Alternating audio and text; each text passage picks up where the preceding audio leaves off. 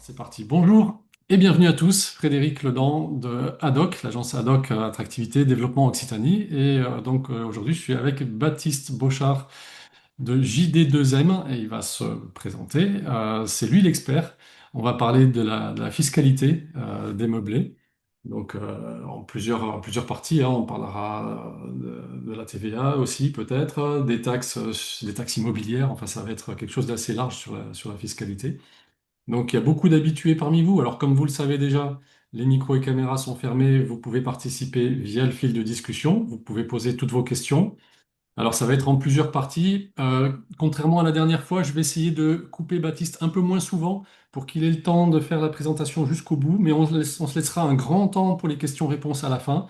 Alors, si vous avez des questions quand même sur un sujet que vous ne comprenez pas au moment où il en parle, j'essaierai quand même de lui faire préciser. En tout cas, ne vous restreignez pas sur vos questions, même si c'est des questions qui vous concernent vous individuellement, vous pouvez toujours les poser. Par contre, on ne pourra pas forcément répondre à toutes les questions individuelles, par faute de temps bien sûr, mais aussi parce qu'en fait, il nous manquera peut-être à Baptiste des éléments de contexte. Pour apporter une réponse pertinente, il faut qu'il en sache plus souvent sur votre problématique. Donc dans ce cas-là, on vous proposera d'envoyer plutôt un message à JD2M pour avoir un contact individuel et une réponse beaucoup plus précise sur votre problématique. Donc là, on est parti pour 1 heure environ. Donc Baptiste fait ça bénévolement, je le rappelle, hein. Il est très neutre dans sa présentation, mais à la fin, il y aura quelques minutes de présentation de JD2M, donc sa société, qui vous expliquera comment un accompagnement par JD2M est éventuellement possible pour vous. Voilà, ben, on rentre dans le vif du sujet. Baptiste, si tu es prêt, on peut y aller, je te laisse la parole. Merci beaucoup, Frédéric. Quelle introduction. J'ai plus rien à dire, donc c'est parfait. Enfin, plus rien à dire autre que ce qui nous attend, évidemment, le grand morceau qui nous attend. Bonjour à toutes et à tous. Évidemment, donc je suis très heureux d'être là, de vous retrouver éventuellement si vous aviez déjà assisté à des précédents webinaires qu'on avait organisés avec Frédéric, notamment celui d'il y a 2 semaines. Je vous rassure, c'est pas exactement les mêmes. Il y aura juste un tout petit point qui sera identique, et puis pour le reste, on abordera des nouveaux sujets. Donc, sans plus attendre, je vais vous partager mon écran. Hop, et on va pouvoir lancer la petite présentation. Frédéric, est-ce que tu peux me confirmer que tout Ça marche, tout se va bien. projette bien? Parfait. Parfait. Alors, comme juste avant même de passer au plan, Frédéric vous l'a dit, l'idée c'est vraiment évidemment de vous donner bien un bon panorama de comment fonctionne la fiscalité de la location meublée et également de répondre bien, à toutes vos questions. Donc ne vous censurez pas. Effectivement, dans certains cas, certaines questions, alors on n'aura peut-être pas le temps de répondre à toutes les questions, même si on aurait pu le faire. Dans d'autres cas, Frédéric l'a très bien dit, les questions que vous poserez en fait nécessiteront d'avoir davantage d'informations sur votre situation. Donc posez-les quand même, mais éventuellement, si on n'est pas en mesure d'y répondre par rapport aux éléments que vous nous fournissez, eh bien, je vous invite vraiment à prendre contact avec nos conseillers, donc à l'adresse contact@jedéclaremonmeublé.com. Ça marche par mail. Vous pouvez aussi vous rendre directement sur notre site et nous appeler ou même utiliser notre onglet de prise de rendez-vous. C'est évidemment totalement gratuit. Ils seront là pour répondre à vos questions, même si ensuite vous ne choisissez pas de nous rejoindre, évidemment. Donc, éventuellement, vous pourrez toujours entrer en contact avec eux pour leur poser toutes les questions auxquelles eh bien, je n'aurais pas eu le temps de répondre ou auxquelles je n'aurais pas pu vous répondre du fait d'un certain manque d'éléments. Je précise aussi qu'on a sur notre site Je déclare mon meublé, donc vous pouvez accéder avec ce QR code, un guide entièrement gratuit sur toute l'activité de location saisonnière qui couvre donc justement un volet on a parlé ensemble il y a 2 semaines, à savoir tout le volet réglementaire, et également tout le volet fiscal. Donc vous pouvez le télécharger, il est bien évidemment, comme je le dis, totalement gratuit et vous aurez aussi dessus peut-être l'occasion d'avoir des réponses à vos questions.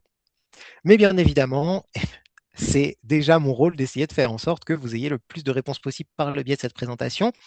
Présentation qui va s'articuler en 5 points majeurs, le sixième étant le moment des questions-réponses.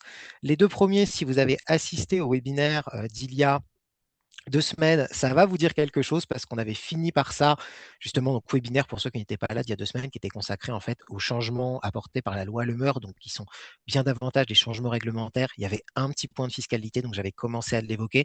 Donc ces 2 premiers points sur les changements fiscaux de la location saisonnière, évidemment, eh bien, on les reprend un petit peu par rapport au webinaire d'il y a 2 semaines. Et par contre, ensuite, on prendra le temps vraiment de faire une étude comparative qu'on n'avait pas pu faire la dernière fois et également d'aborder deux autres points très importants, à savoir celui du statut fiscal et notamment de son influence sur l'activité de location de courte durée, notamment au niveau du paiement des cotisations sociales ou des prélèvements sociaux. Et bien évidemment, on va prendre le temps de parler des taxes auxquelles on est confronté en location saisonnière, tout ce qui va être taxe d'habitation sur la résidence secondaire, CFE, bien évidemment la TVA. On sait qu'il y a eu un changement de doctrine à ce niveau-là. Donc, je prendrai le temps de vous expliquer tout ça pour que vous sachiez eh bien, dans quel cas vous pourriez ou justement ne pas être concerné. Sans plus attendre, donc, on se lance sur les fameux changements fiscaux. Alors, ces changements, en réalité, ils n'ont pas eu lieu cette année, ils ont eu lieu l'année dernière avec l'entrée en vigueur justement de cette fameuse loi Le Meur qui a apporté des changements à la fiscalité du microbique. Ils étaient en vigueur pour les revenus perçus en 2025, mais donc forcément, comme on est imposé d'une année sur l'autre, eh bien, ça va se ressentir pour la première fois en 2026, là, quand on va déclarer les revenus 2025 d'ici à peu près 2 mois et demi, quand on sera à peu près au milieu du mois de mai. Si vous êtes par hasard au régime microbique, vous avez certainement entendu parler de ces changements fiscaux. Alors, pour rappel, ce régime microbique dont je pense un certain nombre d'entre vous relevé ou avez peut-être relevé, c'est un régime qui est très simple à comprendre, ce qui explique souvent le fait eh bien, qu'on aille un petit peu par instinct du côté de ce régime plutôt que de se poser la question du régime réel, dont on parlera un peu plus tard.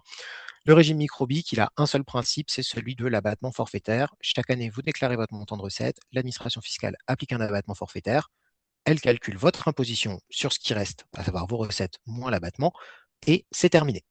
La seule condition pour en relever, c'est de respecter un plafond de recettes. Autrement dit, vos recettes générales que vous générez pour un mode de location dans l'année ne doivent pas dépasser un certain plafond. Si vous le dépassez, vous n'avez plus le droit de relever du régime microbique et vous devez relever du régime réel. Et c'est justement sur ces deux points-là, parce que ça, ce régime microbique, ces principes de fonctionnement ne sont absolument pas nouveaux, mais c'est ces deux points-là qui ont évolué à cause de la loi Le Meur pour les revenus perçus en 2025. La première évolution, c'est justement que les plafonds du régime microbique, ils ont été revus à la baisse. Pour les meublés de tourisme non classés, ils sont passés à 15 000 euros. Ils étaient de 77 700 euros avant. Et pour les meublés de tourisme classés, les chambres d'hôtes, ils sont à 77 700. Auparavant, ils étaient à 188 700. Là, globalement, fiscalement, ça veut tout simplement dire que si vous dépassez les plafonds, et vous l'aurez compris, c'est bien plus facile de les dépasser aujourd'hui qu'auparavant, que jusqu'en 2024, et bien dans ce cas-là, vous n'aurez plus le droit de relever du régime microbique, vous allez devoir obligatoirement passer au régime réel. Alors en réalité, il y a une petite tolérance, j'en reparlerai dans quelques minutes. Sachez cependant, pour répondre à une question qu'on se pose beaucoup, c'est qu'est-ce qui se passe quand j'ai plusieurs biens en location, et notamment si ces biens, je ne les loue pas de la même manière. Par exemple, si je loue un meublé de tourisme non classé et un meublé de tourisme classé, comment je sais en fait si je respecte les plafonds? Alors la règle, elle est très simple. Premièrement, ces plafonds, ce sont des plafonds de recettes, donc on ne déduit pas les charges, hein, c'est vraiment les recettes générées par l'activité, donc c'est du brut, et ils ne sont pas par bien, ils sont pour l'ensemble de l'activité. Ensuite, si vous avez plusieurs biens qui sont loués dans des catégories différentes, par exemple un meublé de tourisme non classé et un meublé de tourisme classé, si vous voulez savoir si vous respectez les plafonds, il faut que chacun de vos biens mis en location respecte son propre plafond et que le total eh bien, soit également inférieur au plafond le plus élevé. Donc typiquement, un meublé de tourisme non classé et un classé, si on veut être microbique, il faut que le non classé génère à lui seul moins de 15 000 euros de recettes annuelles, que le classé soit en dessous des 77 700 euros de recettes annuelles et que le total des recettes des deux soit également en dessous du plafond le plus élevé, donc en dessous de 77 700. Si on dépasse dans une des catégories ou pour le total, dans ce cas-là, le régime microbique devient obligatoire.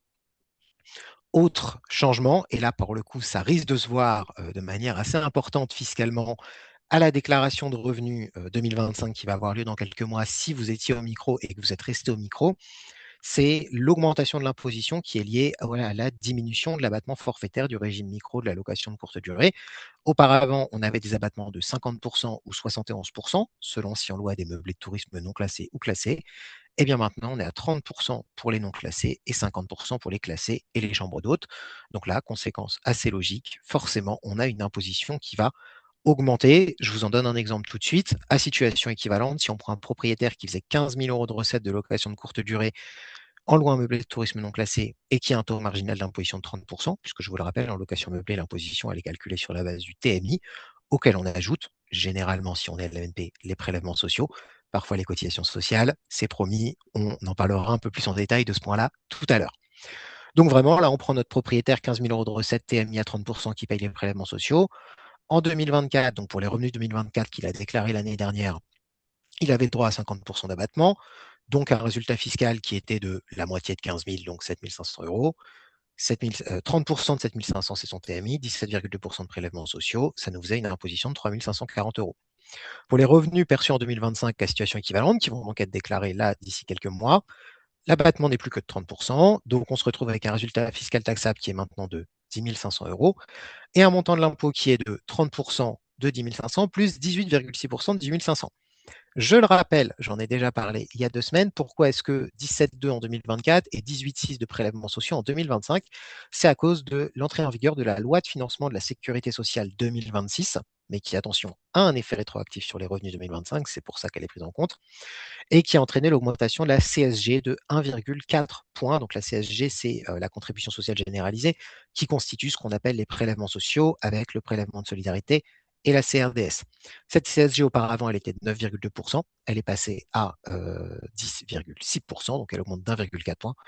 Donc, fatalement, le montant de prélèvements sociaux qui s'applique à l'imposition des revenus de location meublée passe de 17,2 à 18,6. Donc, ça fait une petite augmentation supplémentaire, mais qui évidemment, en plus, là, s'applique un résultat taxable qui est plus important puisqu'il y a moins d'abattement, et donc ça fait d'un seul coup une imposition qui passe les 5 100 euros. Donc attention à cela.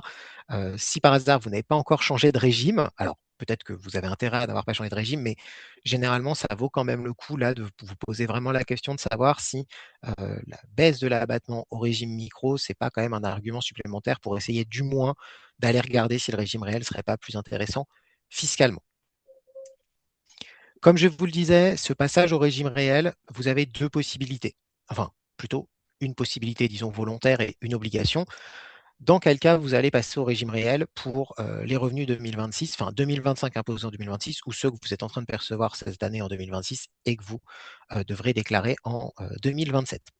Premier cas, c'est un changement, si on peut dire, forcé, à savoir si vous avez dépassé les plafonds de recettes du microbic sur les 2 dernières années. Donc, par exemple, si c'était dépassé en 2023 et 2024, normalement, les revenus 2025 que vous déclarez, que vous allez déclarer dans 2 mois, il faut qu'ils soient déclarés en vertu du régime réel. Attention, donc ça, pourquoi 2023-24? Parce qu'en principe, il y a une période de tolérance.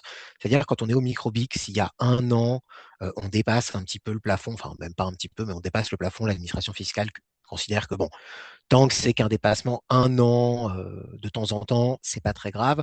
C'est pour ça que l'obligation de changer de régime, elle n'arrive que quand il y a un dépassement pendant 2 années consécutives. Attention parce que cette période de tolérance, elle va pas tarder, on va bientôt y mettre fin. L'administration fiscale va bientôt y mettre fin. Et dans ce cas-là, ça veut dire que dès qu'on dépasse, il faudra déclarer au réel l'année suivante. Il n'y aura plus cette question de 2 années consécutives. Autre possibilité, eh bien, vous choisissez de passer volontairement au régime réel. C'est-à-dire que vous n'êtes pas forcé d'abandonner le régime microbique parce que vous ne dépassez pas les plafonds, mais vous souhaitez quand même passer au réel. Notamment, là, c'est surtout dans une logique évidemment d'optimisation fiscale parce qu'avec la chute du taux d'abattement, vous avez une imposition qui est plus importante. Et dans ce cas-là, évidemment, le régime réel peut s'avérer plus pertinent. Dans tous les cas, je vous le rappelle, il faut écrire à votre SIE, votre service d'impôt des entreprises. Il faut envoyer, notamment si c'est volontaire, un courrier de levée d'option. Alors, je vous rassure, hein, derrière ce nom un peu particulier, c'est un simple mail ou un simple message que vous envoyez en fait par le biais de votre messagerie professionnelle aux impôts, hein. Il n'y a pas nécessairement de formalisme à outrance. Sur le site de JD2M, vous pouvez retrouver un modèle de courrier de levée d'option, mais c'est voilà, il n'y a pas vraiment de formalisme. Par contre, il faut bien penser à le faire. Normalement, dans les bons délais, c'est-à-dire que normalement, il faut s'y prendre bien à l'avance, quasiment un an à l'avance, c'est-à-dire qu'on demande en fait sa levée d'option pour l'année avant le mois de mai de cette même année. Donc, par exemple, vous voulez changer de régime pour les revenus perçus en 2026. Normalement, il faut alerter votre SIE avant la fin du mois de mai 2026, même si techniquement, vous n'êtes imposé qu'en 2027. On peut se penser que cette année, puisque c'est l'année justement d'entrée en vigueur de la loi Le Meur et qu'il risque d'y avoir pas mal d'incompréhension au niveau des lois, les SIE seront assez tolérants, pourront éventuellement, mais ça ce sera à eux de voir, accorder des levées d'options un peu tardives. Mais quoi qu'il arrive, pensez bien que normalement, il faut le faire dans les délais. Bien évidemment, il ne faut lever l'option de manière volontaire que si le régime réel est vraiment plus avantageux pour vous. Je vous incite donc, que ce soit en utilisant le QR code, je vous redonnerai un lien vers ce simulateur plus tard, où vous pouvez le trouver facilement sur le site de JD2M, mais je vous invite à aller voir un simulateur d'imposition. On en a un sur notre site qui est évidemment à jour de tous les taux d'abattement et autres prévus par la loi Le Meur. Et ce simulateur pourra vous dire, selon votre situation personnelle, s'il vaut mieux que vous restiez au microbic aussi, il vaut mieux que vous passiez au régime réel parce que, évidemment, le but, c'est quand même de prendre le choix qui s'impose pour vous et pas forcément de choisir un régime juste parce que ça semble sur le papier plus intéressant. Il faut toujours systématiquement, quand on parle de fiscalité, confronter la présentation et la théorie avec évidemment la pratique, à savoir votre situation personnelle.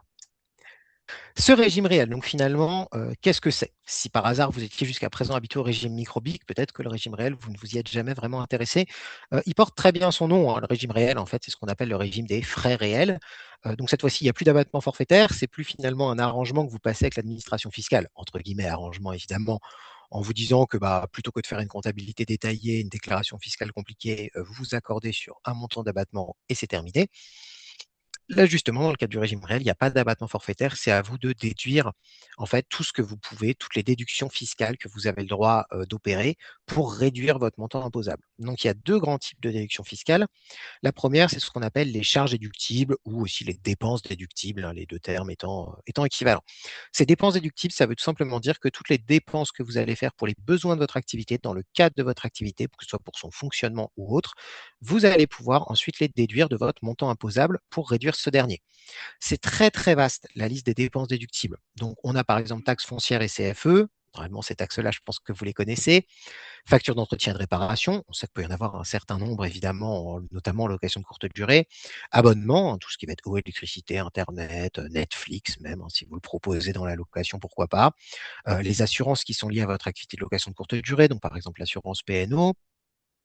Frais de gestion et de comptabilité, donc par exemple comme les frais d'adhésion HD2M, mais ça inclut aussi tout ce qui va être frais de ménage, gardiennage, conciergerie, agence ou autre. Frais de déplacement, si vous vous déplacez pour donner les clés à vos locataires, il y a un barème aussi pour ça. Si vous avez investi et qu'il reste un emprunt encore sur le bien, les intérêts d'emprunt sont déductibles. Éventuellement, également les frais d'acquisition sont déductibles, mais là ça marche seulement peut-être si vous avez déclaré une date de début d'activité qui correspond à la date d'achat du bien.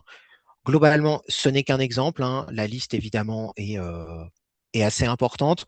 Donc ça, typiquement, après, c'est vraiment à la carte, hein. Tant que c'est une dépense qui est vraiment liée à l'activité, elle peut être déductible. Donc ça, généralement, le montant de toutes ces dépenses déductibles, ça permet de réduire déjà de manière assez drastiquement le montant imposable. Et ensuite, il y a un autre mécanisme de déduction qui vient s'appliquer, c'est l'amortissement en fait du logement, des travaux et du mobilier.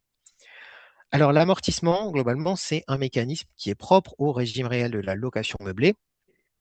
Et pour le présenter simplement, c'est un mécanisme qui est là pour tenir compte de l'usure naturelle de votre bien au cours du temps, donc que ce soit le bien lui-même, le logement, le mobilier qui s'y trouve, évidemment les travaux que vous avez faits.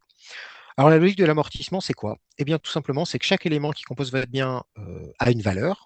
Alors parfois qui va être sur sa valeur vraiment réelle, typiquement votre mobilier, bah, on additionne la valeur du mobilier et puis du coup ça nous donne la valeur du mobilier.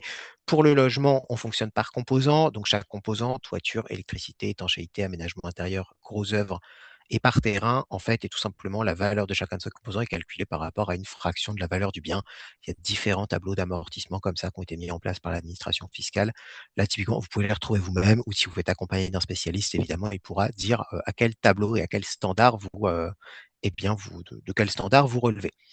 Globalement, une fois qu'on connaît la valeur du mobilier, la valeur de chaque composant, la valeur des travaux, on leur applique une durée d'amortissement qui est variable. Par exemple, pour le mobilier, c'est 5 ans. Donc, c'est très simple. Si la valeur du mobilier dans le bien que vous louez, c'est de 5 000 euros, 5 000 euros divisé par 5 ans d'amortissement, ça fait 1 000 euros. Eh bien, tous les ans, pendant 5 ans, vous pouvez retrancher 1 000 euros au titre de l'amortissement du mobilier. Pareil pour les locaux, là, dans ce cas-là, ça a été une durée d'amortissement plus longue, hein, ça va faire généralement une moyenne sur 30-33 ans. Et les travaux, pareil, ça va généralement faire une moyenne sur une dizaine d'années. Mais globalement, vous pouvez tout amortir à une exception qui est une partie de la valeur du logement qui correspondra à la part terrain. La part terrain n'est pas amortissable tout simplement parce que par principe, le terrain ne s'use pas vraiment au cours du temps, hein. Il ne demande pas à être réparé ou autre. Donc dans ce cas-là, cette part-là ne sera pas amortissable. Mais pour tout le reste, eh bien, c'est tout simplement on prend la valeur, la durée d'amortissement et on voit ce qu'on peut déduire chaque année au titre de l'amortissement. Et ça, généralement, eh bien, quand ce mécanisme-là, on le couple avec celui de la déduction des dépenses faites pour les besoins de l'activité, généralement, on arrive assez facilement à diminuer bien plus efficacement qu'au régime microbique son montant imposable, voire à l'écraser totalement. Évidemment, par contre, vous vous en doutez, puisque eh bien, cette fois-ci, l'administration fiscale vous demande de déduire toutes les dépenses que vous avez faites, de déduire votre amortissement, ça vous demande plus d'obligations comptables, puisque justement, là, les calculs sont plus compliquées et surtout eh bien, vont vous demander de tenir une comptabilité pour être en mesure que ce que vous déduisez eh bien, c'est valable. Donc, il va falloir être en mesure de prouver évidemment toutes les déductions que vous faites, de prouver vos dépenses sur facture, de prouver que le calcul de l'amortissement que vous avez fait évidemment eh bien, comment dire, est dans les clous. Voilà. Donc, forcément, par rapport au régime microbique, eh bien, le régime réel vient avec un lot d'obligations qui est un peu plus important, avec une complexité qui est quand même un peu plus présente. Ces obligations, elles vont être évidemment, comme je vous le disais, comptables. Il faudra tenir une comptabilité, donc ce qui veut dire un bilan, compte de résultats, tableau d'immobilisation et amortissement, fichier d'écriture comptable. Et ça va vous demander notamment au niveau déclaratif une étape supplémentaire, puisque si vous êtes actuellement au régime microbique ou si vous y étiez, bah, vous le savez, hein, au régime microbique, on se connecte comme pour faire sa déclaration de revenus personnels, on va sur le fameux formulaire 2040 de CPRO, on remplit son montant de recettes dans la case, les cases éventuellement s'il y a plusieurs biens qui sont loués de différentes manières, et puis c'est terminé. Au régime réel, ce qui va vous être demandé, ça va être d'établir ce qu'on appelle une liasse fiscale. Donc cette liasse fiscale, elle devrait être établie en amont de votre période de déclaration d'impôt, avec une date limite entre début et mi-mai à peu près. Et une fois que vous aurez télétransmis cette liasse fiscale, eh bien là, il faudra à nouveau faire votre déclaration comme d'habitude. Et dans le formulaire 2042 CPRO, cette fois-ci, il faudra reporter non pas votre montant de recette, mais le montant qui figure sur votre liasse fiscale. Donc ça vous demande une étape supplémentaire, à savoir générer et télétransmettre une liasse fiscale. Alors évidemment, dit comme ça peut paraître un petit peu compliqué, un petit peu affolant. Rassurez-vous, c'est aussi pour un peu simplifier et fiabiliser ce processus-là que des sociétés comme JD2M existent. Donc n'hésitez pas évidemment, si vous voulez bénéficier un peu du côté optimisation fiscale du régime réel, sans forcément vous dire que ça va vous prendre beaucoup de temps ou beaucoup d'énergie ou générer beaucoup de stress chez vous pour être sûr que vous avez fait les bons calculs, vous pouvez bien évidemment choisir de nous rejoindre pour qu'on puisse vous accompagner sur ce sujet-là et que vous gardiez finalement que le bon côté, à savoir eh bien, un allègement de votre imposition. Justement, je parle d'allègement de l'imposition, encore une fois, c'est de la théorie. Donc là, on va rentrer un petit peu dans la pratique, on va faire une petite étude comparative ensemble, on va faire deux petites études de cas qui vont nous permettre eh bien, déjà d'illustrer vraiment le fonctionnement de chacun de ces régimes, microbiques et réels, et aussi de nous assurer que justement leur fonctionnement est bien clair pour toutes et tous. Mais justement, est-ce qu'avant qu'on rentre là-dedans, ne serait-ce que sur l'aspect un peu théorique, est-ce que, Frédéric, il y a des questions? Il y en a quelques-unes, hein. Alors, j'en ai relevé parmi les dernières, notamment sur le régime réel et ce qu'on peut déduire. Est-ce que, par exemple, la taxe foncière, la taxe d'habitation sont déductibles? Est-ce que c'est des charges déductibles? Alors, la taxe foncière, oui, parce que j'en dirai évidemment bien plus de détails quand on parlera des taxes, mais très brièvement. La taxe foncière, oui, parce qu'en fait, la taxe foncière, elle est liée à la propriété du bien, et comme le bien va être lié à l'activité de location, ça fait que la taxe foncière est déductible. Par contre, la taxe d'habitation, elle n'est pas déductible parce que c'est une taxe qui n'est non pas liée, qui est liée en fait à la faculté de jouissance du bien. Par contre, dans certains cas, elle ne sera pas due. Mais quand elle sera due, elle ne sera pas déductible. Je donnerai beaucoup plus de détails là-dessus tout à l'heure. Et sur le microbique, donc, on ne peut rien déduire. En fait, sur le microbique, vous ne pouvez rien déduire. En fait, ce qu'il faut bien comprendre, c'est que le microbique et le réel, c'est tout simplement l'administration fiscale, très logiquement. D'ailleurs, ça ne vaut pas que pour les locations meublées, ça vaut pour tout, même pour votre déclaration de revenus personnels. L'administration fiscale considère que forcément, le- tout ce qui rentre dans votre poche, finalement, bah, il y a une certaine partie, ça tombe pas vraiment dans votre poche. C'est des frais de la vie courante, c'est des frais liés à votre activité. En fait, simplement, le microbique, c'est que l'administration fiscale vous propose de vous mettre d'accord. C'est globalement, euh, je t'embête pas avec de la comptabilité compliquée, et en échange, je te propose eh bien, qu'on se mette d'accord sur un taux d'abattement qui est censé tenir compte de tes dépenses courantes, de ton amortissement. On est d'accord, on se serre la main, bons amis, 30%, enfin avant 50, maintenant 30 pour les meublés non classés. Et voilà, c'est un peu en fait une position, c'est un peu le statu quo, c'est personne embête personne et on se met d'accord sur ce qu'on appelle un abattement forfaitaire, donc un forfait fixe. Le régime réel, c'est l'inverse, c'est cette fois-ci, le loueur peut déduire tout ce qu'il veut, tout ce qu'il peut, donc c'est le même principe de déduction qu'au microbique, sauf que forcément, cette fois-ci, il n'est pas limité par un abattement forfaitaire, c'est à lui de faire sa compta. En échange, forcément, l'administration fiscale, elle est obligée de se montrer un petit peu plus, comment dire, enfin de surveiller un petit peu plus, puisqu'elle doit vérifier tout ce qui est déduit. Donc, on ne peut pas faire microbique plus déduction. En fait, la déduction du microbique, c'est comme celle du réel, sauf qu'elle est, l'arrangement, c'est, elle est plafonnée, elle est forfaitaire, elle est fixe, et comme ça, en échange, on ne fait pas de compta. Donc, on ne peut pas faire les deux. C'est ou fixe ou bien à la carte, mais dans ce cas-là, avec un peu plus de, comment dire, de contrôle de l'administration fiscale, mais souvent beaucoup plus d'intérêt aussi du point de vue de l'optimisation fiscale pour les loueurs. Ok. Il y avait une question sur l'obligation d'ailleurs de la taxe d'habitation, mais on y viendra tout à l'heure sur les taxes d'habitation. J'en dirai plus sur la taxe Ah, d'habitation tout à l'heure, promis. on y vient tout à l'heure. Et une question sur, alors oui, au niveau des revenus, est-ce qu'on peut séparer les revenus de la location et les revenus des petits déjeuners, par exemple? Alors, ça va dépendre. En principe, non. Ça veut dire que le déjeuner, si vous le fournissez, en fait, ce qui se passe, c'est que généralement, vous le fournissez dans le cadre de la location. Donc, quand les gens réservent en fait chez vous, quand ils réservent le bien, même si le petit déjeuner, vous le proposez ou pas en supplément, généralement, ça va être compris dans le prix de la location globale. Ça fait l'objet d'un seul paiement. Donc, oui, ce sont des recettes de location meublée parce que le petit déjeuner, il est fourni en fait dans le cadre de l'activité de location.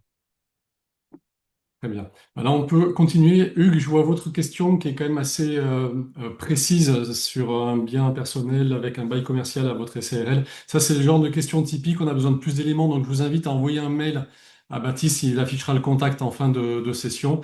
Et n'hésitez pas, tout le monde, si vous avez des questions, même individuelles, à les poser ou à envoyer un mail. Et, je vois pas d'autres questions a priori. J'espère pas en louper des questions sur le sujet là dont il est question entre microbique et réel.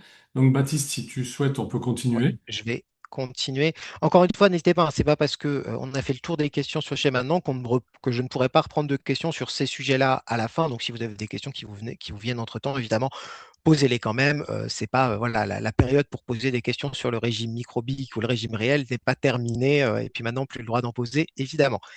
Je vous propose donc qu'on fasse un petit peu, entre guillemets, enfin, de la théorie pratique, parce que la meilleure pratique, c'est celle qui correspond à votre situation. Mais là, évidemment, je ne l'ai pas sous les yeux. Donc, on va quand même essayer de mettre un petit peu de pratique dans tout ça. Donc, pour illustrer les différences finalement de fonctionnement et bien illustrer cette question de forfaitaire d'un côté, des charges et amortissements déductibles de l'autre. On prend donc un appartement de 30 mètres carrés. Donc là, c'est vraiment un cas d'école. Un appartement de 30 mètres carrés, 350 000 euros, loué comme un meublé de tourisme, 14 000 euros par an. 28 000 euros de frais d'acquisition, 4 500 euros de charges annuelles, 3 500 euros de dépenses de mobilier pour meubler le bien. Si on prend la première colonne, microbique 50%, donc ce qui correspond aujourd'hui à une location comme un meublé tourisme classé, on a nos 14 000 euros de recettes, 50% d'abattement, donc 7 000 euros d'abattement, pas de charges, pas de frais d'acquisition, pas d'amortissement déductible, puisque justement c'est ce qui est compris dans l'abattement, un résultat imposable à 7 000 euros, et une imposition à 3 402 si on part sur la base globalement la plus courante, à savoir TMI à 30% et les prélèvements sociaux à 18,6. Ce qui veut dire que sur 10 ans, eh bien pour 140 000 euros de recettes, notre loueur aura quand même payé un peu plus de 34 000 euros d'impôts. Et son cash flow, donc pour rappel, la notion de cash flow, c'est chaque année, donc c'est sur l'année, on prend les recettes, on enlève les dépenses, on enlève l'imposition et on regarde ce qui reste. Donc ça nous fait un cash flow à peine inférieur à 6 100 euros par an. Si on prend la colonne du milieu, microbique à 30%, là c'est exactement le même principe, sauf que ce serait pour un meublé de tourisme non classé.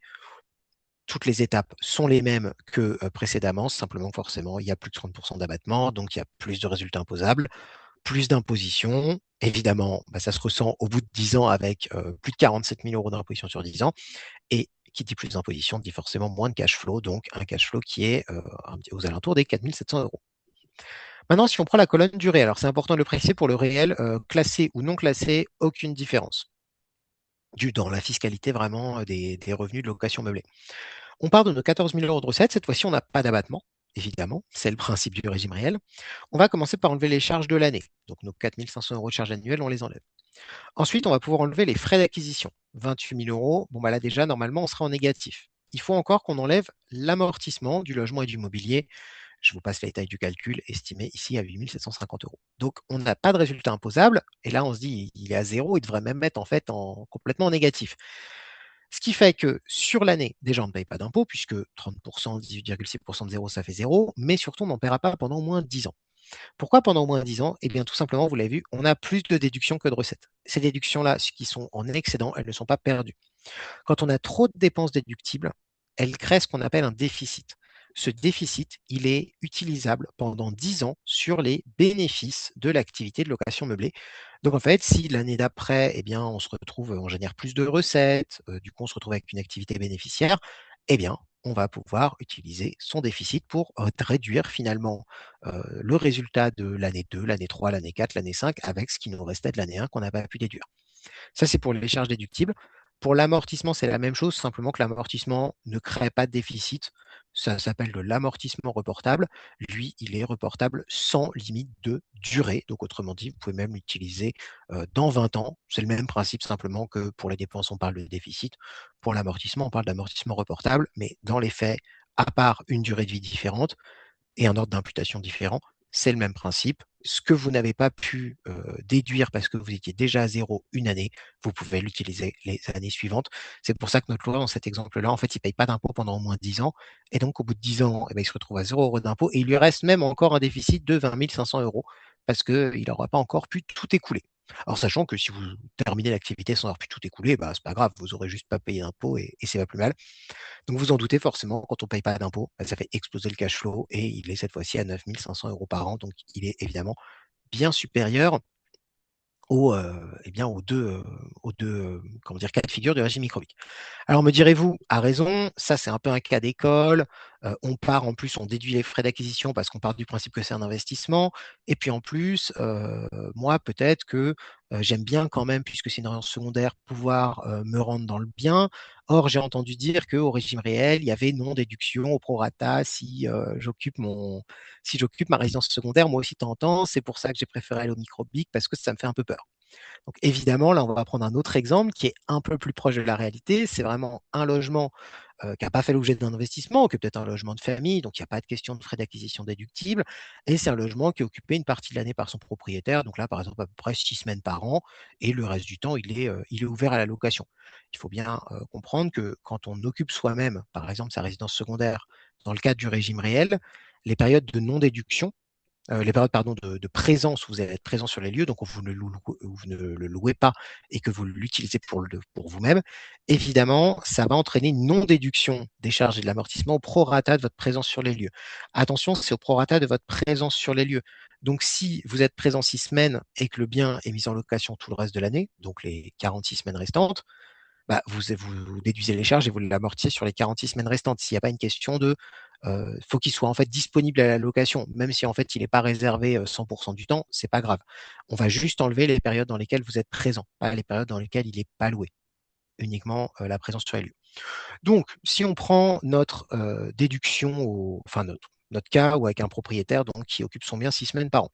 On garde une valeur de logement de 350 000 euros, 12 000 € de recettes annuelles, 4 000 € de charges annuelles, 3 500 € de dépenses de mobilier. Les deux premières colonnes, vous les reconnaissez, c'est le microbic. Alors, l'avantage du microbic dans cette situation, c'est que l'abattement, c'est toujours le même qu'il y a de l'occupation personnelle ou pas. Donc voilà, 12 000 € de recettes. Dans le microbic à 50%, ça fait 6 000 € d'abattement. On retrouve le même calcul, 6 000 € de résultats imposables. TMI à 30%, prélèvements sociaux à 18,6, un peu moins de 3 000 € d'impôts, et ainsi de suite. Donc pareil pour les colonnes à 50 et 30%, c'est la même chose. Pour le réel, vous le voyez, donc les charges, en principe, on a 4 000 € de charges annuelles. En fait, on peut en déduire que 3 580, puisqu'il y a 6 semaines d'occupation personnelle. On pourrait avoir 8 750 € d'amortissement, on n'en a plus que 7 831. Donc là, effectivement, on n'arrive pas à complètement à mettre le résultat imposable à zéro. Par contre, on se rend compte que quand même, on le réduit beaucoup plus que dans le cadre des deux régimes micro, puisqu'on se retrouve avec un résultat imposable à 589 euros. Donc, on paye des impôts, même quand on a occupé son bien 6 semaines dans l'année, et bien que sur 589 euros, ça fait 286 € d'impôts. Donc, fatalement, encore une fois, on a quand même une imposition, que ce soit sur l'année, sur 10 ans, et bien qui est bien plus faible, et donc un cash flow qui est bien plus élevé. Il faut bien comprendre. Alors là, on a pris une durée de 6 semaines. Évidemment, il y a des cas dans lesquels on se dit, ah bah oui, mais moi j'aimerais bien, il y a une année où je vais 2 semaines dans ma résidence secondaire, et puis l'année d'après, peut-être que j'aurai envie d'y aller 3 mois. Globalement, il faut bien comprendre qu'en fait, il y a un effet de balancier. Parce qu'on se dit, bah oui, mais plus je vais occuper ma résidence secondaire, moins je vais pouvoir déduire. Donc moins je vais pouvoir déduire de charges, moins je vais pouvoir déduire d'amortissement, pardon. C'est tout à fait vrai. Sauf qu'en réalité, tout cela se compense. Pourquoi? Parce que l'année où vous occupez très peu votre résidence secondaire, généralement, vous la mettez plus en location, donc vous faites plus de recettes, et finalement, vous avez très peu de déduction pro rata. Donc vous avez plus de recettes et vous avez plus de charges et d'amortissements à déduire. Si l'année d'après, vous allez beaucoup plus occuper votre résidence secondaire, vous aurez certes moins de charges et d'amortissements à déduire, mais du coup, tout le temps d'occupation, vous ne l'aurez pas mis en location, donc vous aurez aussi moins de recettes de location. Donc, il y aura, le montant de recettes à réduire sera moindre. Donc, c'est aussi l'avantage un peu de ce régime réel, même quand il y a de l'occupation personnelle, c'est qu'en fait, il va un peu suivre l'usage que vous faites du bien. Plus vous l'occupez, moins vous le louez, donc moins vous générez de recettes. Donc, même si vous ne pouvez pas enlever toutes les charges et tout l'amortissement, bah, généralement, vous allez quand même plus ou moins retomber sur vos pieds. Donc ça, c'est important, bien évidemment, de le garder à l'esprit si vous occupez votre résidence secondaire. Ça ne veut pas dire occupation personnelle n'est pas forcément incompatible, voire même pas du tout incompatible avec le passage au régime réel. Bien évidemment, comme je vous le disais, je ne cesserai de vous répéter, tout ça c'est la théorie, la vraie pratique c'est ce qui correspond à votre situation et bien à vos données, si je puis dire, personnelles, hein, à votre usage personnel, aux caractéristiques de votre bien et autres. Donc n'hésitez pas à aller faire un tour du côté de notre simulateur qui vous demandera toutes les informations nécessaires pour vous apporter cette fois-ci une réponse qui sera vraiment 100% personnalisée, à savoir est-ce qu'il vaut mieux que vous restiez au régime microbique ou que vous passiez au régime réel. On va maintenant passer, eh bien, on va sortir, enfin, on va rester quand même bien dans le thème de la fiscalité, mais on va sortir vraiment des régimes fiscaux purs et durs et on va passer aux deux statuts dont il est possible de relever quand on fait une activité de location meublée, du moins au statut d'entrepreneur individuel, à savoir le statut de LMNP et celui de LMP, donc autrement dit loueur en meublé non professionnel d'un côté et loueur en meublé professionnel de l'autre. Baptiste, ah, Oui. comme on change de rubrique, je me permets, il y avait quand même dans les questions sur la différence entre régime réel et régime réel simplifié. Est-ce qu'il y a des différences importantes? Alors, le régime réel, donc effectivement par abus de langage qu'on pourrait appeler le régime réel normal ou effectivement le régime réel tout court par rapport au simplifié. Alors, le régime réel vous demande encore plus en fait d'obligations déclaratives et comptables. Il faut savoir que le régime réel vraiment non simplifié, c'est vrai que par abus de langage, moi je parle de régime réel, il faut comprendre le régime réel simplifié en fait. Depuis tout à l'heure, je vous parle du régime réel simplifié, c'est vrai que j'aurais dû y faire attention parce qu'en fait, le régime réel normal, il se croise très rarement parce qu'il devient obligatoire passer, si je ne dis pas de bêtises, cette année, 840 000 euros de recettes. Donc on est quand même sur des montants bien plus élevés. Ça va être le même principe, hein, tout ce que je vous ai expliqué, c'est le même principe. Ça va juste vous demander encore un petit peu plus d'obligations comptables et déclaratives, mais généralement, la plupart des loueurs qui louent un, 2, 3, enfin un certain nombre de biens, parce qu'il faut quand même aller chercher les 840 000 euros de recettes pour être obligé d'être au régime réel normal, vont relever du régime réel simplifié. Donc c'est vrai que depuis tout à l'heure, je vous parle en réalité du régime réel simplifié. J'en suis navré, j'aurais dû le préciser. Ouais, pas de souci. Il y avait aussi sur ce qui peut être déduit dans le régime au réel, hein, si on fait des travaux soi-même, nous demande Brigitte, je crois. Donc en fait, tout dépend si vous avez des factures ou des justificatifs, tout simplement. Bien sûr, les travaux soi-même, vous pouvez donc notamment facturer eh bien, toute la matière première, tout ça, vous pouvez effectivement déduire tous vos achats de matières premières pour vos travaux, évidemment sur facture, sur justificatif. D'accord. Il y avait une question de Stéphane sur les amortissements d'un bien qu'il possède depuis plus de 10 ans. Alors, je pense que ça, c'est une question en fait qui fait plutôt, enfin, on peut amortir. Alors, si la question c'est j'ai un bien depuis plus de 10 ans, est-ce que je peux quand même l'amortir? Bien sûr. Vous pouvez, on prend dans ce cas-là la valeur.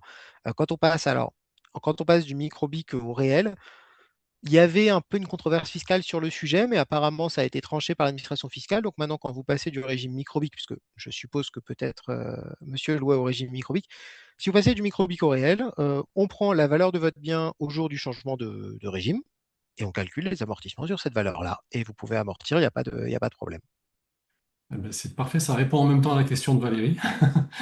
Je vois qu'il y a pas mal de questions là sur ce qui peut être déduit ou pas, mais je vais peut-être te proposer quand même de continuer, Baptiste. Je les enregistre ces questions. Si on a le temps à la fin, j'y reviendrai. Effectivement, si on a le temps, sinon, évidemment, si vous avez un peu une liste de dépenses pour lesquelles vous n'êtes pas très sûr, sachant que, comme je l'ai dit, la liste, en fait, elle est il n'y a pas, pour ce qui est de dépenses, il n'y a pas une loi ou un décret ou un texte qui fait 15 pages et qui vous dit tout ce que vous pouvez déduire.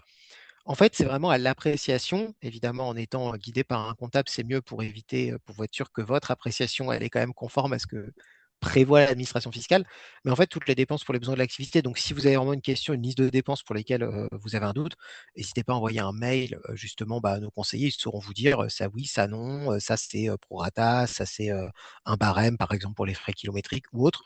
Mais généralement, toutes les dépenses pour les besoins de l'activité sont déductibles.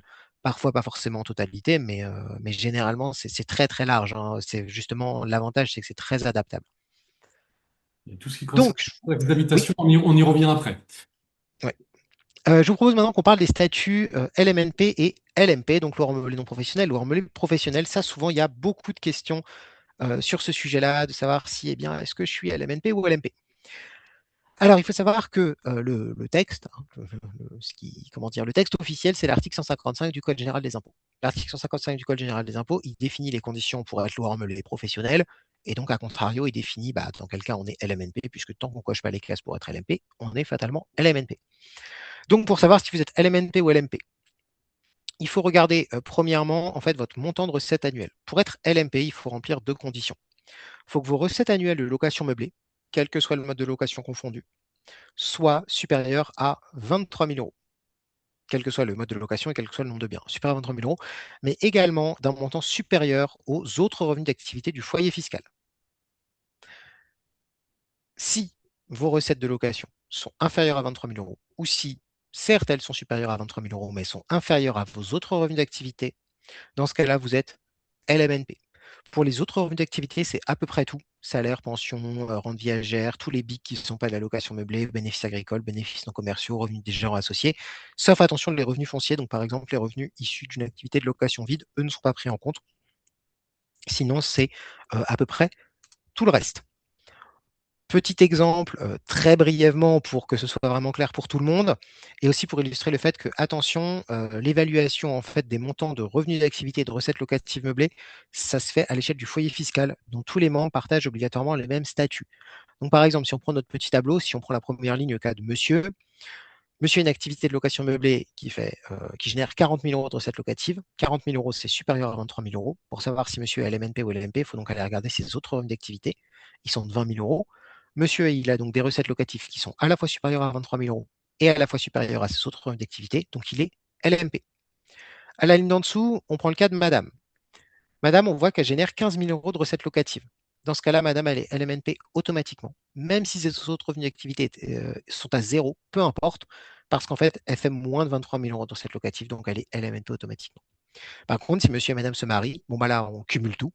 Ça nous fait 55 000 de recettes locatives, c'est supérieur à 23 000 euros. Il faut regarder les autres revenus d'activité, 50 000. On a donc des recettes locatives supérieures à 23 000 euros, supérieures aux autres revenus d'activité. Monsieur et madame sont donc LMP.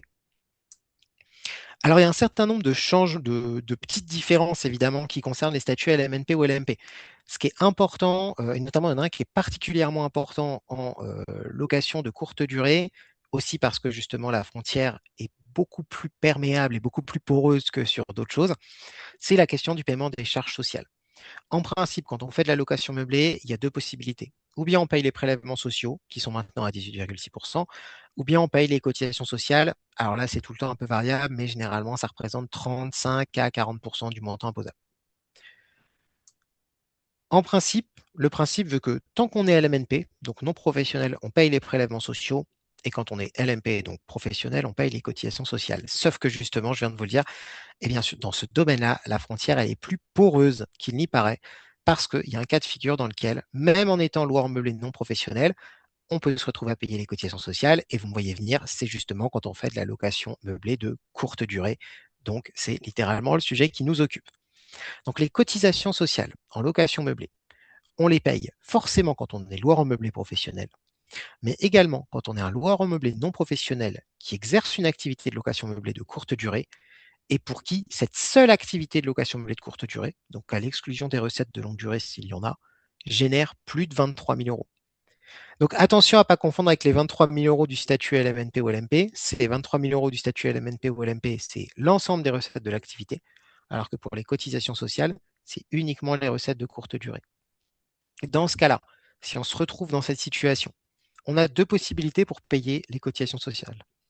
Ou bien c'est en vertu du régime de la SSI. Ça, ce sera pour tous les LMP, ils n'ont pas le choix. Ils relèvent de la SSI et les LMNP en relèvent en principe. Dans ce cas-là, votre montant de cotisation, il sera calculé sur votre revenu imposable, donc qui sera déterminé par le régime fiscal que vous avez choisi. Attention, parce que vous serez peut-être tenté de vous dire, bah oui, mais dans ce cas-là, si grâce au régime réel, j'ai un revenu imposable à zéro, bah en fait, je ne paye pas de cotisation. Évidemment, dans ce cas-là, si vous avez un revenu déficitaire ou nul, vous avez quand même un montant de cotisation minimum qui est à payer, qui varie chaque année, mais qui est aux alentours des à peu près 1 200 euros. Vous pouvez également, lorsque vous êtes à l'MNP, choisir sur option, non pas de relever du régime de la SSI, mais du régime général des cotisations de la sécurité sociale. Ce sera possible uniquement si vos recettes locatives sont inférieures à 67 700 euros. Dans ce cas-là, le calcul sera fait différemment. Ce sera plus calculé sur votre revenu imposable. Ce sera calculé sur la base de votre chiffre d'affaires, moins un abattement de 60% si vous louez un meublé de tourisme non classé, 87% si c'est un classé, et même moins une franchise de 23 000 euros la première année. Donc la première année, on fait chiffre d'affaires moins abattement moins franchise. Les années suivantes, c'est seulement chiffre d'affaires moins abattement. Le mieux dans ce cas-là, c'est de vous rendre sur le site évidemment de l'URSSAF qui a mis en place un outil d'estimateur de cotisation et qui permettra, eh bien, tout comme le simulateur de JT2M pour le régime fiscal le plus favorable, permettra de déterminer eh bien, ce à quoi vous devez vous attendre ou quel est le mode de calcul de cotisation qui vous est préférable aussi par rapport au régime dont vous souhaitez relever. Dernier point sur ce sujet-là aussi, avant de passer à la question des taxes, c'est un petit arbre de décision pour vraiment vous aider ou que vous puissiez aider un ami qui se pose la question et qui n'aurait pas assisté à ce webinaire, à savoir si on est LMNP ou LMP et donc si on paye les cotisations sociales ou les prélèvements sociaux.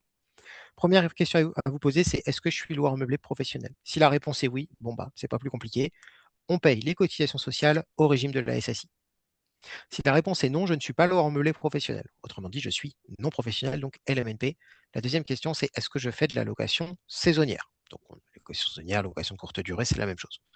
Si la réponse est non, c'est sûr qu'on paye les prélèvements sociaux.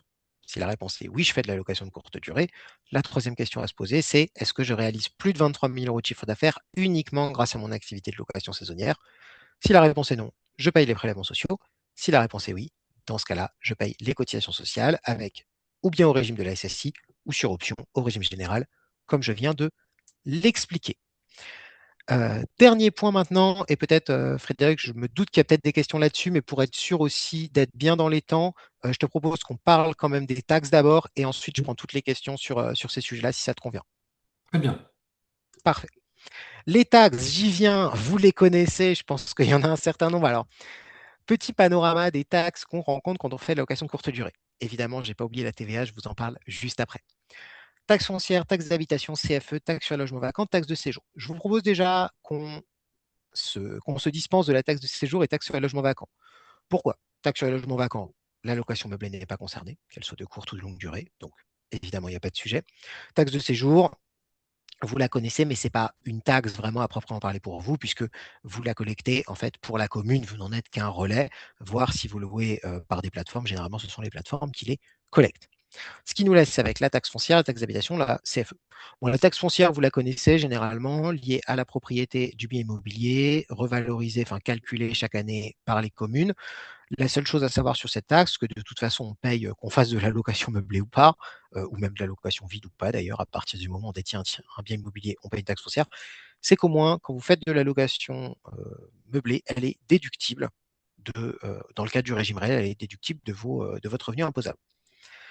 La CFE maintenant, vous la connaissez aussi, la fameuse cotisation foncière des entreprises. Pareil, on la paye quand on fait de la location meublée, cette fois-ci courte ou longue durée, ça ne change rien. Deux choses à savoir sur cette CFE. Premièrement, elle est également déductible de vos revenus de location meublée. Deuxièmement, quand on fait de la courte durée, effectivement, elle est calculée sur la base d'un certain nombre de facteurs par les communes, donc la valeur locative du bien, votre chiffre d'affaires, un taux voté par la commune. Il faut savoir que ce montant de CFE, on ne le sait pas toujours, mais il est plafonné. Normalement, il y a ce qu'on appelle la CFE ne peut pas représenter plus que 1,531% de la valeur ajoutée de votre activité. Alors là, ça prendrait des heures à vous expliquer le calcul en détail. On a des articles très bien faits sur le sujet ou des podcasts très bien faits sur YouTube, le YouTube de JD2M qui vous l'explique. Mais sachez que éventuellement, si vous payez de la CFE et que vous avez l'impression que les montants sont élevés, vous pouvez en fait demander des dégrèvements parce que parfois les montants de CFE qu'on vous demande sont supérieurs en fait à ce plafond de 1,531% de la valeur ajoutée. Et si c'est le cas, eh bien dans ce cas-là, vous pouvez demander un dégrèvement à l'administration fiscale. Alors, ça ne veut pas forcément dire que ce sera un remboursement. Généralement, ce qu'on vous proposera, c'est tout simplement d'imputer la différence sur vos appels de CFE des années suivantes. Mais voilà, sachez-le, sur la CFE, ça c'est un gros surlocation de courte durée. Évidemment, si vous nous rejoignez, on aura aussi nos comptables spécialisés qui pourront vous aider à faire vos demandes de dégrèvement parce que c'est quand même un formulaire spécifique. Mais en tout cas, voilà, ça c'est 2 informations sur la CFE. Dernière chose, la taxe d'habitation. Je l'avais promis. Donc, la taxe d'habitation. En principe, maintenant, pour la location, pour les résidences principales, on ne la paye plus. Donc, on ne paye plus la taxe d'habitation pour sa résidence principale. On ne paye pas non plus, il n'y a pas de taxe d'habitation non plus pour les logements qui sont loués sur la longue durée, puisqu'en principe, c'est les locataires qui devraient la payer. Mais comme c'est leur résidence principale, ils ne la payent pas. Donc, ils nous laissent la fameuse THRS, la taxe d'habitation sur les résidences secondaires. Là, il y a 2 cas de figure. Cette taxe d'habitation, comme je disais tout à l'heure, elle est liée à la jouissance du bien, non pas à la propriété, non pas à l'activité. Donc, on doit la payer quoi qu'il arrive, elle n'est pas déductible. Ce qui va faire qu'on la paye ou pas, c'est que vous ayez la capacité de jouir de votre bien pendant l'année. Qu'est-ce que c'est que la jouissance du bien? Ça veut dire si à un moment vous avez bloqué des périodes dans le calendrier de réservation, par exemple si vous passez par une plateforme ou par une agence et que vous avez bloqué des périodes, l'administration fiscale considère que vous faites un usage personnel du bien parce que vous ne l'avez pas laissé ouvert à la location. Que vous y mettiez vraiment les pieds ou pas, c'est pas ça la question. C'est simplement vous avez eu la possibilité d'en jouir. Dans ce cas-là, vous devez payer la taxe d'habitation. Le seul moyen de ne pas la payer, c'est que vous soyez en fait en mesure de prouver que vous n'aviez pas la jouissance du bien pendant la totalité de l'année. Donc ça va être par exemple en montrant que vous avez passé un mandat de gestion exclusif avec une agence, qui montre bien que du coup c'est l'agence qui gérait le bien, vous n'avez pas eu la possibilité de vous y rendre. Éventuellement, ça peut se prouver en produisant en fait tous les calendriers de réservation, montrant que le bien a été réservable toute l'année. Attention, encore une fois, ça ne veut pas dire qu'il faut qu'il a été réservé 365 jours sur 365, mais il faut qu'il a été disponible à la réservation 365 jours sur 365. Donc ça, c'est très important. Donc la taxe d'habitation, on doit la payer si on se réserve des moments d'occupation personnelle, même si au final on n'y met pas les pieds, et elle n'est pas déductible dans ce cas-là. Dernier point là, TVA, cette fameuse taxe sur la valeur ajoutée. En principe, la location meublée, elle en est exonérée, c'est l'article 261 du code 264D du Code général des impôts. Mais quand on fait de la location de courte durée, on peut retourner dans le champ de la TVA si on propose 3 des 4 services de part hôtellerie, que sont la fourniture du petit déjeuner, l'accueil, le nettoyage et la fourniture de linge. Tant qu'on n'en propose pas 3 des 4, pas de problème. Alors jusqu'à présent, il n'y avait pas vraiment de sujet pour les lois en meublé, tout simplement parce que les prestations de nettoyage et de fourniture de linge, elles étaient considérées, l'administration fiscale, hein, quand je parle de ça, c'est l'administration fiscale évidemment, considérait qu'elles n'étaient accomplies que quand il y avait renouvellement de la prestation. Donc par exemple, on considérait que la prestation de ménage, elle devait être considérée comme effectivement accomplie si vous repassiez dans le logement pour faire le ménage alors que vos locataires étaient toujours présents. Pareil pour le linge, où vous fournissiez à nouveau du drap, du linge. Généralement, c'est beaucoup plus rare en location de courte durée. Généralement, le ménage est fait à l'arrivée dans les lieux, le linge, il est prévu, il est fourni et il n'y a pas renouvellement de séjour. Ce qui fait que finalement, il y avait très peu de loueurs qui cochaient en fait ces prestations, 3 de ces 4 prestations par hôtelière. Or, en fait, la doctrine fiscale, elle a changé entre 2024 et 2025. Donc, ça, c'est vraiment un changement qui s'est fait à petits pas, qui a été besoin de plusieurs commentaires au BOFIP, le fameux bulletin officiel des finances publiques, pour être clarifié. Alors, je vous passe évidemment toute la chronologie des événements.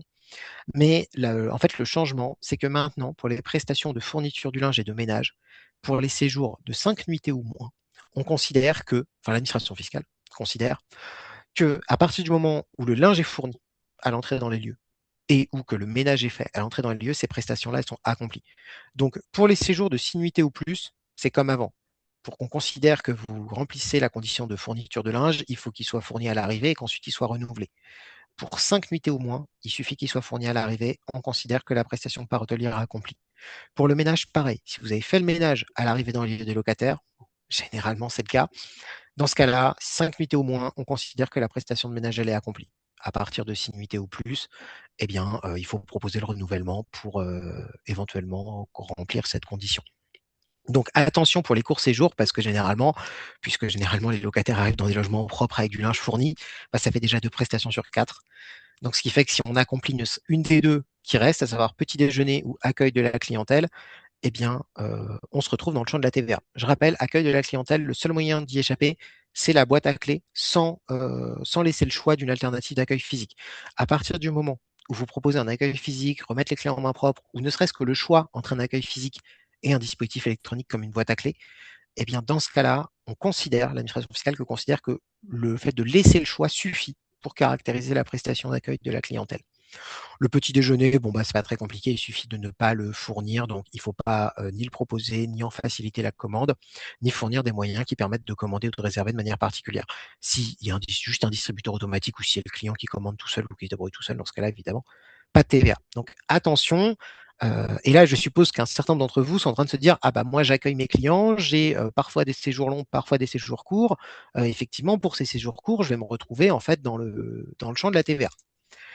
Évidemment, quand on se retrouve à devoir payer la TVA, ça ne veut pas forcément dire, enfin, quand on n'est plus exonéré de TVA, ça ne veut pas forcément dire qu'on va la payer tout de suite. Pourquoi?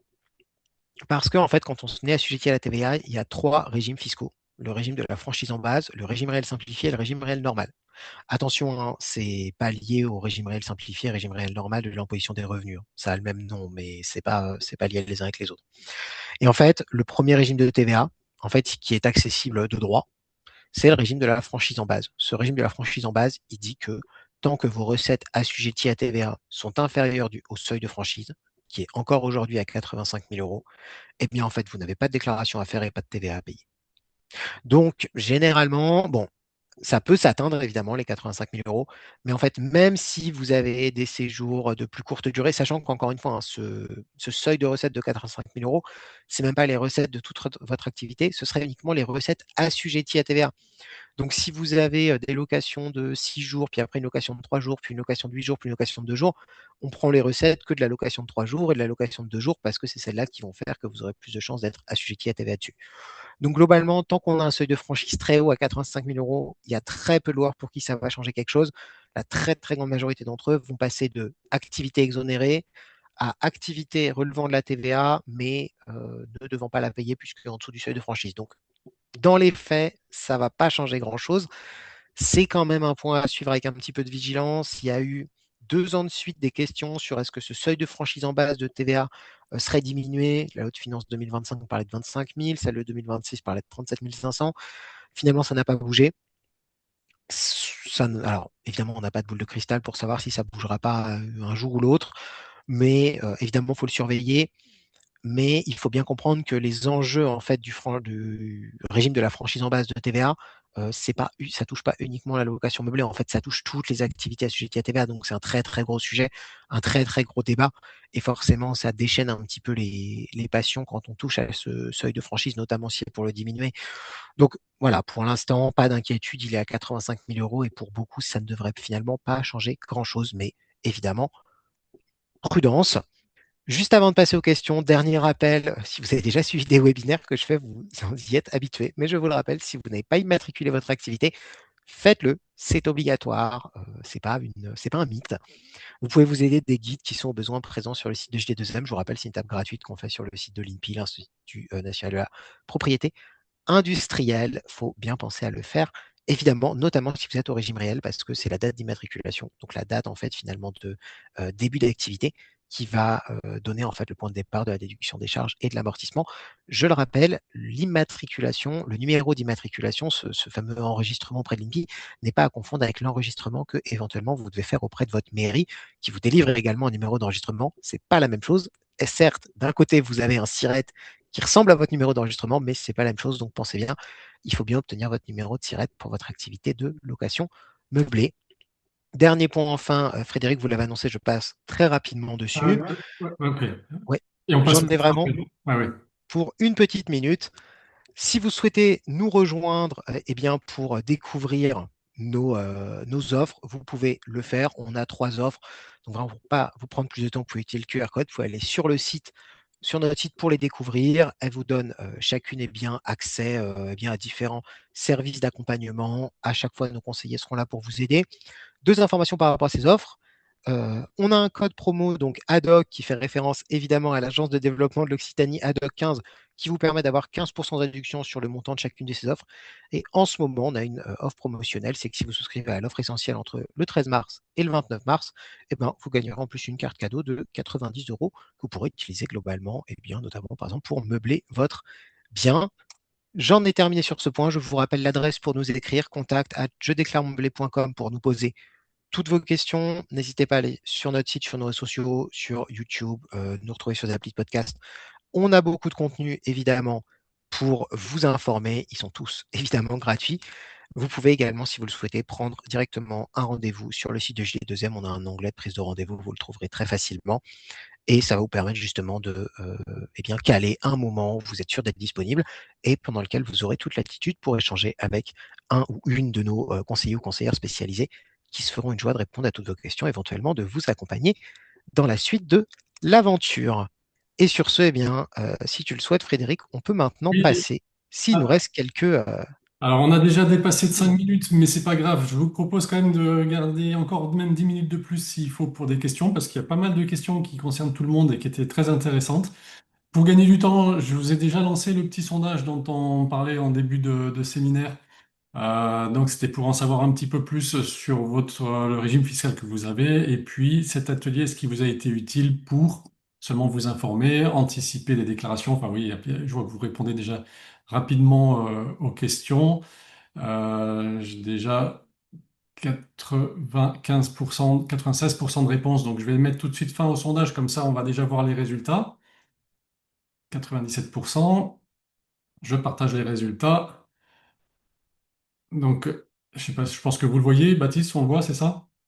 Donc la grande majorité d'entre vous, les trois quarts, hein, vous êtes au microbic. Ok, donc on espère qu'en tout cas ça vous a été utile et je vois surtout pour anticiper vos prochaines déclarations et évaluer la pertinence de conserver ou changer votre régime fiscal. Très bien, j'arrête le partage et je reviens sur les questions. Alors, on revient en arrière. La Baptiste finissait sur la TVA. Moi, je rappelle que la TVA, le taux, c'est 10%.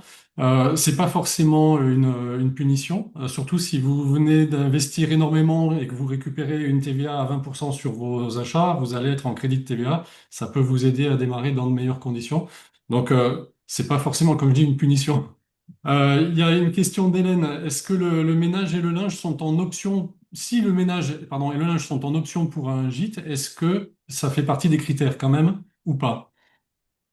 Alors en option, c'est-à-dire est-ce que en gros les locataires ont le choix de l'amener ou je suppose que c'est ça. Oui. Enfin, Parce que ça, ouais. Alors apparemment, si je comprends bien la question d'Hélène, elle ne le fournit pas, mais le locataire peut demander en option, une option payante, et dans ce cas-là, c'est fourni. dans ce cas-là, si c'est fourni, ouais, ce sera alors si c'est fourni donc en début de séjour, la prestation sera considérée comme accomplie uniquement pour les séjours de 5 nuits au moins, parce que pour les séjours de 6 nuitées ou plus, elle ne serait quoi qu'il arrive considérée comme accomplie que s'il y avait en plus renouvellement pendant la durée du séjour. Il y a une autre question aussi, si ce linge ou le ménage sont inclus dans le prix de la location, sur quelle base se calcule le montant de la TVA? Ah, alors ça, dans ce cas-là, bah, généralement, il vous sera demandé en fait de chiffrer Bah, en fait, non, pardon, non, non, bah non, je vous dis une bêtise. Ce sera en fait les recettes de location qui seront assujetties à TVA, puisque toute l'activité de location, en fait, sera considérée comme de l'activité par hôtelière. Ouais. Alors, CFE, on a répondu. Alors, toute une série de questions sur les amortissements. Sur Mhm. l'amortissement, peut-être que ça vaudrait le coup de repréciser comment se calcule l'amortissement immobilier et sur le mobilier. Il y a des questions, si on a hérité du bien, est-ce qu'il est possible de faire des amortissements? Est-ce qu'on peut amortir un bien sans pour autant l'inscrire comme un bien professionnel et le laisser en nom propre? Voilà, ça c'était la série de questions sur les amortissements. Alors, je vais essayer de faire rapidement. Donc, ça va peut-être enlever quelques détails, mais est-ce qu'on peut amortir un bien dont on a arrêté? Oui, on peut amortir les biens. Donc, pour essayer de le faire rapidement. Pour les valeurs d'amortissement retenues, bon, bah, pour le mobilier, c'est pas très compliqué, c'est le prix du mobilier. Voilà, on additionne le prix du mobilier. Ça marche aussi si c'est du mobilier d'occasion, hein. Dans ce cas-là, il faudra aller chercher en fait sur un site comme Le Bon Coin le prix de pièces d'immobilier qui seraient équivalentes, à peu près équivalentes, dans une qualité équivalente. On fait une capture d'écran du prix et on l'utilise pour justifier le prix qu'on retient pour le mobilier et pour ensuite amortir le prix du mobilier. Pour le logement, comme j'ai dit, en fait, ça fonctionne par composants. Donc, on partira de la valeur du logement et on dira, voilà, la toiture, par exemple, le terrain, c'est 20%. Bon, bah, ça, on ne le prend pas en compte. Les aménagements intérieurs, c'est 7%. Je vous dis des valeurs un peu comme ça. Le gros œuvre, c'est 40%. En fait, ça, c'est le principe. Donc, en fait, on déduira la valeur d'amortissement de chaque composant par rapport à la valeur du bien, sachant qu'il existe en fait en location meublée 5 standards d'amortissement, ce qui varie en fait selon le prix au mètre carré de votre bien. Et du coup, ces standards d'amortissement, ils vont allouer une part différente à la part terrain. Donc la part terrain qui n'est pas amortissable, qui va représenter 10, 15, 20, 25 ou 30% de la valeur totale du logement. Et en fait, forcément, bah, selon dans quel standard d'amortissement vous êtes, selon ce que vaut la part terrain, ça fait un petit peu bouger à chaque fois le pourcentage de valeur des autres, puisque selon si la part terrain représente 10 ou 30%, bah, il reste 90 ou plus que 70% de la valeur à allouer. Donc ça va après changer les montants d'amortissement, enfin les pourcentages d'amortissement pour chaque composant. Ça, vous pouvez retrouver ces tableaux-là. Alors, ou bien si vous avez envie de vous casser un petit peu la tête, enfin ça dépend si votre niveau de compétence là-dessus, vous pouvez aller chercher sur le BOFIP ou chez l'administration fiscale. Vous pouvez aller sur le site de JD2M. J'ai écrit récemment un article sur les tableaux d'amortissement. Donc vous en aurez un exemple qui, je pense, déjà vous donnera une bien meilleure idée. Enfin, ça pourrait vraiment vous faire une idée plus précise. Euh, voilà. Et sinon, évidemment, vous pouvez en discuter avec nos comptables. Ils se feront une joie de vous aider sur ce point-là. Mais je vous renvoie peut-être vers l'article que j'ai écrit encore il y a quelques temps. Je pense que ça vous permettra d'y voir un peu plus clair. Ok. Sur les plafonds, 23 000 euros pour le meublé, 12 496 euros pour une chambre d'hôte, nous dit Rémi. Donc, est-ce que le plafond Alors, peut varier? Ah ouais, alors 12 496 euros. En fait, la question de Rémi, elle fait écho en fait à l'assujettissement aux cotisations sociales pour les chambres d'hôtes. Pour les chambres d'hôtes, on disait pour les LMNP qui font du meublé de tourisme, enfin qui font de la location de courte durée, au-delà de 23 000 euros de recettes, on paye des cotisations sociales. Pourquoi est-ce que là, on nous parle de 12 496? Oui, c'est ça, ouais, 12 496 euros. C'est parce que pour les chambres d'hôtes, en fait, le seuil d'assujettissement aux cotisations sociales est différent. Ce n'est pas les 23 000 euros, c'est 13% du fameux PASS, le plafond annuel de la sécurité sociale. Ce 13% du PASS, aujourd'hui, ça correspond à du coup la moitié, donc 6 248 euros. Donc pourquoi est-ce qu'on nous parle de 12 496? Parce qu'on se dit 12 496 moins 50% d'abattement au microbic pour les chambres d'hôtes, ça fait 6 248. Ça marche si vous êtes au microbic. Si vous êtes au réel, ça va être différent parce que du coup, en fait, c'est votre résultat fiscal sera calculé différemment avec la déduction des charges et de l'abattement. Et donc oui, effectivement, les conditions d'attribution enfin les conditions de paiement des cotisations sociales pour les chambres d'hôtes sont un petit peu différentes. Pareil, pour le détail, je vous invite à aller lire l'article que j'ai écrit encore une fois assez récemment sur le site de JD2M. Vous aurez ces chiffres-là, mais effectivement, c'est une bonne remarque, même si là, elle parle précisément du cas où on serait dans le cadre du régime microbique pour les chambres d'hôtes avec l'abattement à 50%. Ok. D'ailleurs, il n'y a pas de préconisation d'être au réel ou au microbique parce que ça s'adapte, c'est chaque cas particulier. Mais peut-être on peut repréciser, Baptiste, que sur le site de JD2M, il y a un évaluateur, un auto-évaluateur. Il y a un simulateur en fait qui vous permettra de répondre à cette question sur la base et bien justement de tous les éléments qui sont pertinents, valeur du bien, est-ce qu'il y a eu des travaux, valeur du mobilier, quel type de location vous pratiquez. Et en fait, le simulateur sur la base de ça va vous dire si finalement il vaut mieux être au microbique parce que bah, vous aurez assez peu de déductions et que finalement il vaut mieux prendre les 30 ou 50% d'abattement forfaitaire, ou si par rapport aux informations que vous avez renseignées, bah, le total d'amortissement et de charges déductibles sera quand même beaucoup plus intéressant et vous incitera à passer au régime réel. Je vous invite vraiment, comme je vous le disais, hein, prenez pas le côté, même si le régime réel est plus avantageux dans à peu près 85% des cas, ça ne veut pas dire qu'il l'est pour vous. Donc, utilisez un simulateur parce que ça ne sert à rien de passer au régime réel si ce n'est pas voilà, la bonne situation. Enfin, si vous n'êtes pas dans une situation qui vous permettrait d'en profiter pleinement.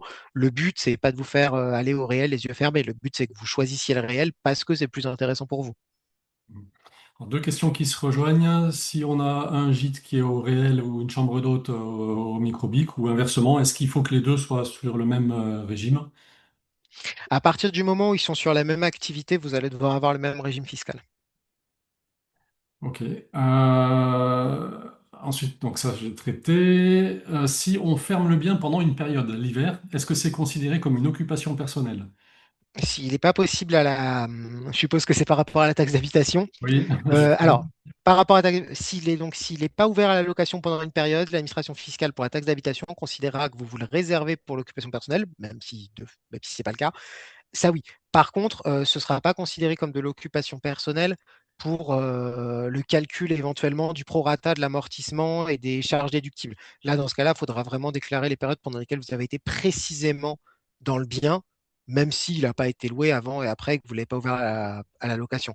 Donc, c'est deux choses différentes. Mais pour la taxe d'habitation, oui, ce sera considéré. En fait, ce n'est pas de l'occupation personnelle, c'est comme de la jouissance du bien. Vous avez la possibilité d'en jouir. Alors, une question, est-ce que les questions posées auront une réponse écrite sur un site, s'il vous plaît? Alors, on n'a pas prévu de faire ça. Par contre, je le rappelle à tout le monde, cette session est enregistrée et le replay sera disponible dès demain sur le site du CRT. Je vais vous remettre le lien là dans le chat pour que vous puissiez accéder au replay directement dès demain. Je continue sur les questions, Baptiste? Peut-être oui, si vous Ouais. avez, je peux tout à fait comprendre une petite réponse. Alors, si vous voulez des réponses écrites, il y a deux possibilités. Ou bien vous les envoyez en utilisant l'adresse contact, je déclare mon blé, comme ça, il y a un ou une de nos conseillers qui pourra vous répondre par écrit. Ou bien, si vous avez envie à l'écrit, vous pouvez aller vous amuser à naviguer sur le site de JD2M. On a un moteur de recherche qui fonctionne plutôt pas mal avec des mots-clés. Vous risquez quand même, avec tout ce qu'on a écrit ces derniers temps, de trouver quand même des articles qui pourront très largement répondre à vos questions. Si vous n'aimez pas les articles, j'ai aussi enregistré beaucoup de podcasts et pas mal de vidéos. Vous pouvez les retrouver sur YouTube pour les vidéos et les podcasts, mais également sur les plateformes d'écoute. Et pareil, il risque d'y avoir quand même pas mal d'éléments qui pourraient quand même vous permettre d'avoir une réponse. Alors, les deux dernières, hein, on va devoir s'arrêter. Donc, les deux dernières questions, il y en a une sur le SIRET. Est-ce que c'est obligatoire? Et en particulier, si on a déjà un SIRET à dominance agricole, est-ce qu'il faut en avoir un nouveau en LMNP? Alors, SIRET obligatoire dans tous les cas, oui. Oui, à partir du moment où vous faites de la location meublée, même si c'est votre résidence principale un week-end par an, location meublée. C'est gratuit, je le rappelle, hein. Si vous utilisez nos guides, si vous avez peur, utilisez-les si vous avez peur de vous tromper. Ça vous prendra une demi-heure, hein. C'est gratuit, l'immatriculation SIRET. C'est juste pour être en conformité avec l'administration fiscale. Vous risquez pas forcément de sanctions, mais c'est bien juste d'être en conformité avec ces obligations, tout simplement. SIRET à dominance agricole. Alors, je pense, en fait, ce qui va vous faire, c'est que là, on parle de SIRET. À mon avis, il faut plutôt parler de sirène, en fait. Vous allez, à mon avis, la première fois que vous recevez un SIRET, en fait, vous recevez à la fois un sirène et un SIRET. Donc là, je pense que, en fait, madame a un numéro de sirène. Elle doit avoir à côté un SIRET pour une activité agricole. Il va lui falloir, du coup, même avec le même numéro de sirène, en fait, cette fois-ci, créer une nouvelle activité et elle aura un numéro de SIRET pour son activité de location meublée. Par contre, elle gardera son numéro de sirène qui, lui, en fait, est unique. Petite chose, alors, j'essaie de faire par rapport évidemment au contenu de la question, notamment si la question, alors j'extrapole un peu, mais si c'est par rapport à une activité de chambre d'hôte, parce qu'éventuellement dans les activités de chambre d'hôte, on peut après avoir des rattachements dans certains cas à des activités agricoles, là ça pourrait être un peu différent, mais bon. Malheureusement, j'ai pas assez d'infos pour donner une réponse précise. Donc, en principe, vous allez garder votre sirène. Il vous faudra juste un nouveau numéro de sirène pour votre bien meublé. De toute façon, on a un numéro de sirène par bien meublé. Même quand on en a plusieurs et qu'on fait que ça, c'est un sirène pour le loueur et après un sirène par bien meublé. Ok, et donc on arrive à la fin de ce webinaire. On termine peut-être avec une toute dernière question. Alors là, ça sort un tout petit peu de la fiscalité. C'est l'enregistrement en mairie. Est-ce que c'est bien en mai 2026 qu'il faudra faire la demande pour la déclaration? Alors, en fait, techniquement, vous pouvez même la faire dès maintenant. La loi Le Meur, en fait, a imposé maintenant donc ce fameux numéro d'enregistrement parce qu'avant, il y avait deux possibilités. Il n'y avait pas toujours besoin d'avoir ce fameux numéro d'enregistrement à faire figurer obligatoirement sur toutes les annonces de mise à location et à ne pas confondre du coup avec le numéro de SIRET. En principe, la loi Le Meur a mis comme deadline pour toutes les mairies le déploiement de ce service au 20 mai 2026. Qu'est-ce qui se passe si les mairies ne l'ont pas mis en place au 20 mai 2026? Je ne sais pas. Ça, malheureusement, je ne sais pas vous dire. Après, si ça se trouve, votre mairie l'a déjà mis en place. Donc là, c'est avec eux qu'il faut voir. Malheureusement, je ne peux pas vous en dire beaucoup plus. Généralement, vous allez sur les sites de la mairie où vous les appelez, ils sauront vous dire comment faire. Mais en principe, oui. C'est pas tant en fait le numéro qui est obligatoire à partir de 20 mai 2026, c'est les mairies qui doivent vous permettre d'obtenir ce numéro à partir du 20 mai 2026. C'est comme tout, quand on lance des mesures comme ça, il y aura certainement une période un petit peu de battement. Je l'avais déjà conseillé comme ça il y a 2 semaines, il me semble, parce qu'on avait déjà une question un peu équivalente. Si par hasard votre mairie a des difficultés à mettre en place ce service, si vous avez du mal, correspondez par mail, parce que comme ça, si vous avez des problèmes après avec des contrôles, vous pourrez montrer que vous avez essayé de tout faire dans les temps, que vous avez essayé vraiment de très bonne foi d'appliquer en fait ce qui vous était demandé, et que si vous n'avez pas réussi, bah, c'est tout simplement parce que la mairie vous a pas permis d'accéder à un numéro, n'a pas mis en place ce dispositif-là, et donc bah, finalement, malgré tous vos efforts, vous n'avez pas pu y arriver. Mais du coup, correspondez par mail. Même si vous passez des coups de téléphone à côté, faites-vous confirmer les choses à l'écrit, ça vous protégera un minimum. Très bien, bah, merci beaucoup pour votre participation très active à tout le monde. Il y avait énormément de questions. C'est un peu frustrant, désolé de ne pas pouvoir répondre. On a bien conscience que là, il y avait une partie des questions auxquelles on n'a pas pu répondre. En tout cas, merci Baptiste. Merci. J'en profite pour faire une petite pression parce que j'ai passé une dernière question qui parle d'une plateforme pour septembre 2026. Donc, si effectivement il y a Ouais. des questions sur la facturation électronique, évidemment c'est prévu, évidemment on y travaille et on a incessamment sous peu des solutions à proposer à ce niveau-là. Donc, pas d'inquiétude pour la facturation électronique. Évidemment, c'est prévu. Sinon, bien évidemment, merci de votre attention à toutes et à tous. J'espère que ça vous aura aidé, ça vous aura voilà, permis d'en apprendre un peu plus ou beaucoup plus sur la fiscalité de l'activité de location de courte durée. Merci encore Frédéric pour ton invitation. Merci à tous. On fera un webinaire au passage hein, sur la facturation électronique. Donc, à bientôt sur nos prochains ateliers et encore merci à tous. À bientôt. Au revoir.